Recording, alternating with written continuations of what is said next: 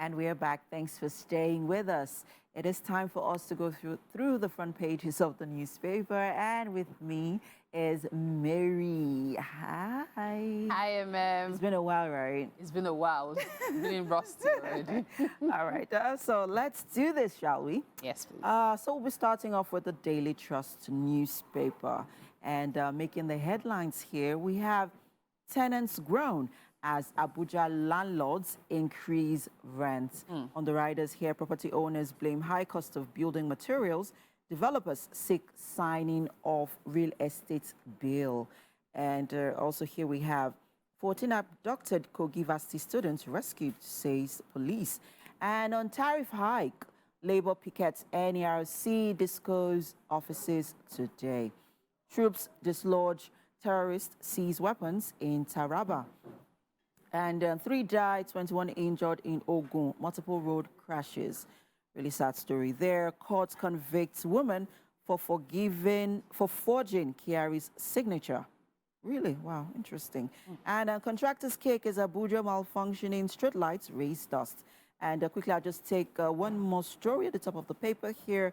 Stakeholders unite against out-of-school children menace in Northeast. And the tenants grown as Abuja landlords increase rents. The rent story is, I think this one, everyone would totally relate with it because... I'm surprised that there hasn't been one of tenants grown as Lagos landlords reduce rents. Increase rents. Reduce again. Are they reducing? Well, which area?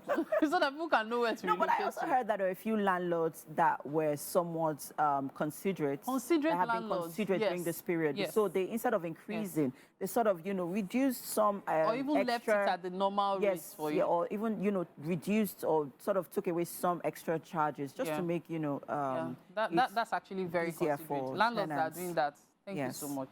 Very kind of you. So let's move on to the Punch newspaper. Okay. Making the headlines here. You want to take that? Yes, please. Okay. I've got EFCC raids speculators as Naira drops to 1,540 Naira per dollar.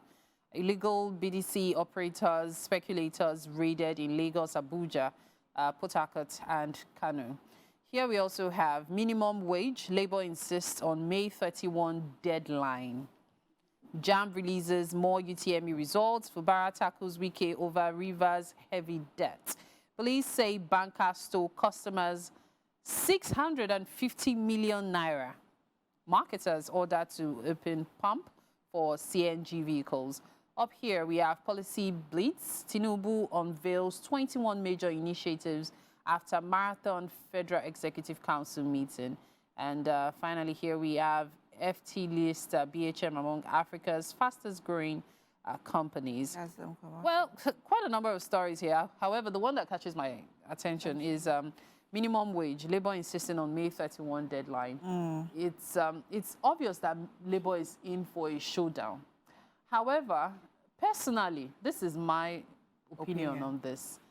I believe asking for that amount as minimum wage is one, unrealistic, and two, is going to affect the economy badly. I would have thought Labour would push for something like bus, as in transportation for workers, subsidized feeding for workers, subsidized, as in access to subsidized foodstuff. Like things that involve government workers can be subsidized. Then private companies can then look for how to make ways to at least augment their workers' salary. Because increasing to 615, inflation will be through the roof. My opinion on the labor union issue is it's very controversial. So I'm just going to keep it to myself because the truth is they have been insisting on the strike for a while. Month in, month out, we keep hearing threatenings of strikes, strike actions, strike actions, strike actions. And it's beginning to seem like it's becoming a selfish action. It's becoming more selfish, right? Like I said, I'll keep my opinions to myself. But selfish is relative, though. Selfish is relative. Yeah. So let's move on to the Nation newspaper. Making the headlines here: Minister, electricity tariff hike reversal will derail reform plan. And at the bottom of the paper here, bank manager arrested for allegedly defrauding customers of 650 million naira.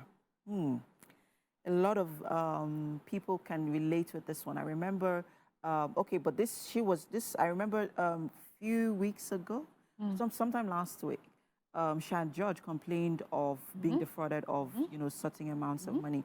I know that, so we're not certain if this person is an employee of any bank, but we know that it was, she was recently defrauded. So the cases of fraud are actually a lot higher now. The, in quotes, Yahoo is not limited to foreigners anymore. Yeah, exactly. It's now mainly domestic. So people that have overlooked it for so many years are now realizing that a scourge has been building and now it's about to explode.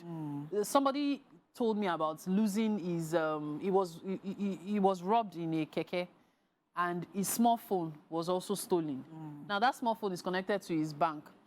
Suffice to say, he lost everything he had because all they had to do without his PIN, all they had to do was get access to his but then again, we hope that, if the cybersecurity levy is recalled, because, right now it's being put on hold, if it is being looked into, we're hoping that if it's being, implemented, hopefully it will take care of, some of this, bank frauds and, the likes.